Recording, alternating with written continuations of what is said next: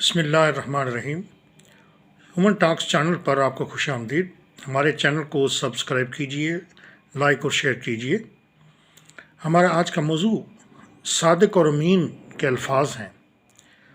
ہمارے آئین کے آرٹیکل 62-63 میں صادق اور امین کے الفاظ استعمال کیے گئے ہیں۔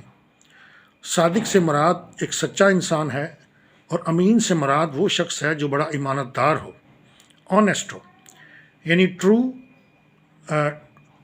ٹروتھ سپیکنگ شخص، ایسا شخص جو سچ بولتا ہو، اور ایسا شخص جو بڑا آنیسٹ ہو، اسے صادق اور امین کہتے ہیں۔ صادق اور امین کے الفاظ آئین میں شامل کیے جائیں۔ صادق اور امین کے الفاظ اسلامی تاریخ میں نبی مکرم صلی اللہ علیہ وسلم سے منسوب ہیں، یعنی انہیں کفار مکہ، یعنی وہ لوگ جو کافر تھے، جو اسلام کو قبول نہیں کرتے تھے، وہ بھی نبی صلی اللہ علیہ وسلم کو سچا اور امانت دار، یعنی صادق اور امین قرار دیتے تھے، اور صادق اور امین کے نام سے آپ صلی اللہ علیہ وسلم عرب معاشرے میں معروف تھے، مشہور تھے۔ سچا ہونا اور امانت دار ہونا یہ ایک انسانی فطرت ہے۔ کوئی انسان سچا اور امانت دار ہو سکتا ہے، لیکن ایک عام شخص ہمیشہ سچا نہیں ہو سکتا۔ کسی ایک معاملے میں وہ صادق ہوگا، مگر دوسرے معاملے میں وہ صادق نہیں ہو سکتا۔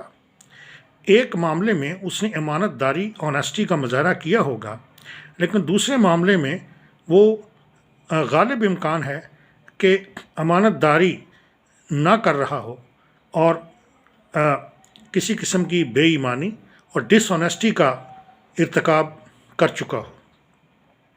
خدا کے پیغمبروں، انبیاء اور رسولوں میں یہ صفت موجود ہے، یہ اللہ تعالیٰ کی طرف سے ودیت کی گئی ہے کہ وہ صادق اور امین ہوتے ہیں۔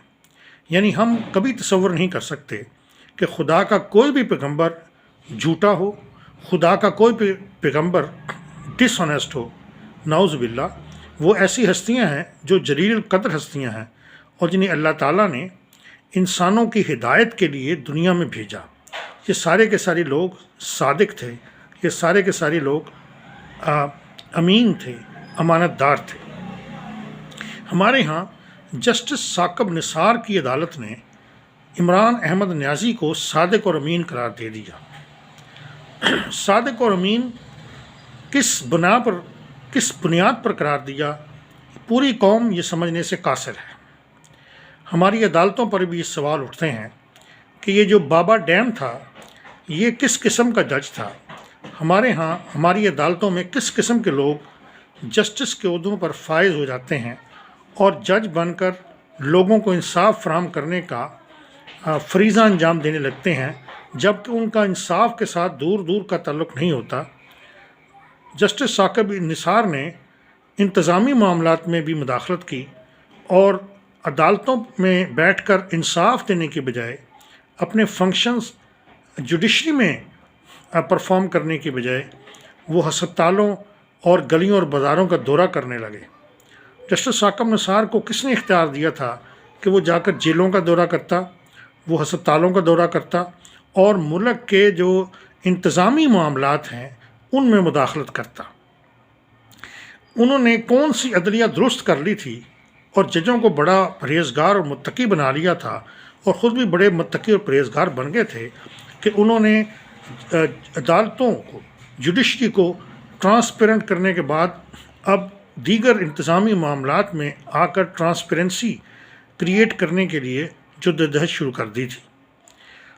میں سمجھتا ہوں کہ آئین میں جو صادق اور امین کے الفاظ استعمال کیے گئے ہیں یہ سراسر غلط ہیں، اور جو لوگ، جو آئین ساز، چاہے وہ ایک فرد تھا یا افراد تھے جنرل ضیاء الحق کے دور میں، جنہوں نے اس میں صادق اور امین کے الفاظ شامل کیے، انہوں نے بہت بڑی غلطی کی۔ انہیں شاید اسلام کا شعور نہیں تھا، انہیں شاید نبی مکرم صلی اللہ علیہ وسلم کی ہستی کے بارے میں علم نہیں تھا، انہیں شاید انبیاء علیہ السلام کی صداقت اور امانت کا علم نہیں تھا، اس لیے انہوں نے عام آدمیوں کے لیے، لیمن کے لیے، پولیٹیشنز کے لیے صادق اور امین کے الفاظ جو ہیں وہ اس میں شامل کر لیے، اور صداقت اور امانت کے سرٹیفکیٹ آئین کے ذریعے سے دینے کا ایک سلسلہ جاری کیا۔ آج تک کسی بھی شخص کو صادق اور امین قرار نہیں دیا گیا، لیکن یہ خاص طور پر عمران احمد نیازی کا طرز امتیاز ہے کہ انہیں جسٹس ثاقب نثار نے صادق اور امین کا لقب دے دیا۔ ہم سمجھتے ہیں کہ اس طرح کی جو حماقت ہے یہ عدالتی سطح پر نہیں ہونی چاہیے تھی۔ پہلی غلطی آئین سازوں کی ہے اور دوسری غلطی عدلیہ کی ہے۔ ان دونوں اداروں کو اپنی غلطی تسلیم کرنی چاہیے۔ پارلیمنٹ کو یہ جو آرٹیکل 62 اور 63 میں استعمال کیے گئے صادق اور امین کے الفاظ ہیں فوری طور پر ہٹا دینے چاہیے، حذف کر دینی چاہیے، جبکہ عدلیہ کو اس حوالے سے پوری قوم سے معذرت طلب کرنی چاہیے کہ انہوں نے غلطی سے، یعنی ایک جج کی غلطی سے صادق اور امین کا لفظ عمران احمد نیازی کو دیا گیا۔ عمران احمد نیازی کا کردار، ان کی پرسنالٹی، ان کی شخصیت پوری قوم کے سامنے ہے، ہمیں اس کو دہرانے کی ضرورت نہیں ہے۔ ان کے جو بد کلامی ہے، ان کا جو ذاتی کردار آڈیو اور ویڈیو کے ذریعے سے پوری قوم کو معلوم ہو چکا ہے، اور پھر دوسروں کو غلط کہنا، دوسروں کو پر الزامات لگانا، جھوٹ بولنا، یو ٹرن لینا وغیرہ وغیرہ، یہ ایک لمبی تفصیل ہے جس کا اعادہ ہم بار بار کر چکے ہیں اور اس کو دہرانا بہتر نہیں ہے۔ تو ایسے شخص کو آپ صادق اور امین کیسے کہہ سکتے ہیں؟ میں سمجھتا ہوں کہ ہم تو مولانا فضل الرحمان، سراج الحق اور دیگر جو بڑے بڑے علماء ہیں جو ہمارے سیاسی میدان میں موجود ہیں، ہم ان کو بھی صادق اور امین قرار نہیں دے سکتے۔ ہم نہ نواز شریف کو صادق اور امین کہہ سکتے ہیں، نہ شہباز شریف کو صادق اور امین کہہ سکتے ہیں۔ ہماری نظر میں کوئی سیاستدان، انبیاء علیہ الصلاۃ والسلام جو خدا کے بھیجے گئے رسول ہیں اور جو خدا کے بھیجے گئے پیغمبر ہیں، ان کے علاوہ ہم کسی کو صادق اور امین کے الفاظ سے نہیں پکار سکتے، اور یہ خاص طور پر نبی مکرم صلی اللہ علیہ وسلم سے منسوب القاب ہے۔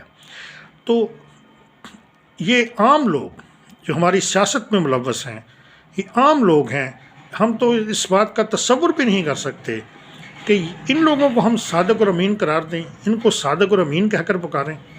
شرم آنی چاہیے ایسے آئین سازوں کو جنہوں نے آئین میں ایسے الفاظ استعمال کر لیے، اور شرم آنی چاہیے ایسی عدالت کو جس نے ایک ایسے شخص کو صادق اور امین قرار دیا جس کا صداقت اور امانت کے ساتھ دور دور کا کوئی تعلق واسطہ نہیں تھا۔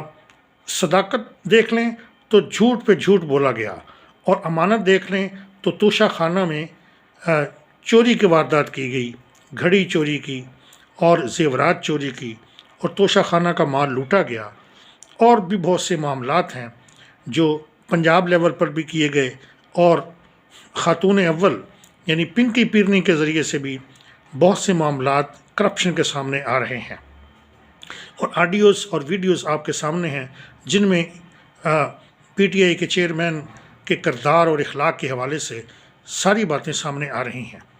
لہٰذا ہم سمجھتے ہیں کہ صادق اور امین کے الفاظ ایک بڑے خاص الفاظ ہیں، اور یہ صرف اور صرف انبیاء علیہ الصلاۃ والسلام کے ساتھ منسوب الفاظ ہیں۔ انہیں آئین سے ہٹا دیا جائے، اور عدالت معافی طلب کرے کہ عدلیہ نے غلط